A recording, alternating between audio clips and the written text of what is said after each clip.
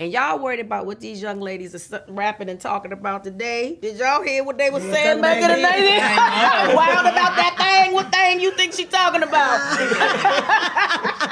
This is an honor. Thank you for breaking all that down. The horn thing is going to stay with me forever now. Yes. I'm never going to not think about that when I hear that one. Well, you asked me a new, fresh question. Exactly. I find it really interesting how a character sings and what that can do for an actor and informing that actor as to who that character is, the way they carry themselves, the way their vocal range. Like, for example, when you sing in Hustle and Flow, it's different than how Suge sings here. And obviously, Fantasia, I would argue that the way you sing in real life could be different from Celie. And obviously, Mahalia Jackson as well. You think about the different aspects of that. As actors, what does the singing of the character do for you and as informing you the emotional connection you get to that person? And how do you differentiate how a character sings different from another character? I love that. I think for me, it's like I've always saw Sophia like a horn. You know when she's coming. So she's gonna be like, it's going to be You gonna a hear her presence before you see That's her. right. So I leaned into that with her. That was dope. Hell yeah. Because I look at voices in real life, I connect them with instruments. I think for Celie, she starts out she sings, but she doesn't sing very big until I'm here. That was her moment, and it was almost like she finds her horn moment. So I would connect her to somewhat a flute in the beginning.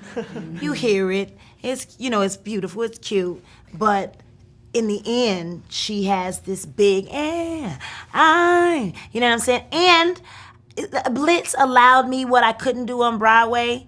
I couldn't do too many cute little runs or little tricks. I couldn't do that at all. But this time he allowed me to do so, and I felt like Celie does have those moments where she does, that's her only way she can speak. When she's in her imagination, she can see it the way she wants to see it. So she does it a little bit, but it wasn't until the end when she comes out and stands strong with I'm here. Well, for me, I had just come off of the live adaptation of Annie on NBC.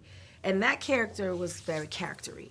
I could sing it, I could talk it, The difference between that and Hustle and Flow is a hook to a song. I never really called myself singing in that. Like, you could really go and lay a hook down. You lay it. Not like you.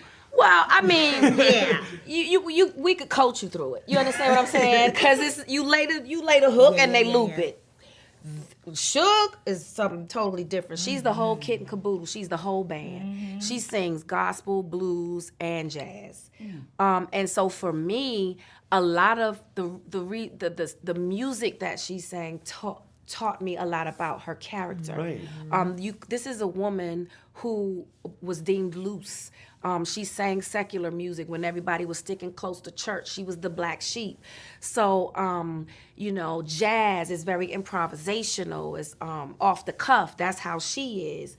The gospel made me understand how religious she was and spiritual she was. And no matter what she's been through in life, her connection to God was very strong in spite of what people called her, in spite of what she did in her life.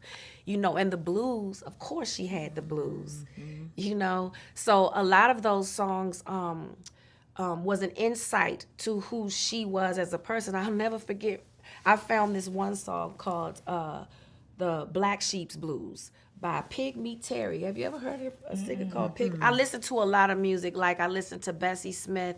I found this incredible song by Ida Cox called Wild Women Don't Have No Blues. And so a lot of nights I would sit in the tub and just listen to that and drink some wine and some bubbles, preparing for that scene. Yeah, so I listen to a lot of music. And y'all worried about what these young ladies are rapping and talking about today? Did y'all hear what they were saying back in the day? Wild about that thing. What thing you think she talking about?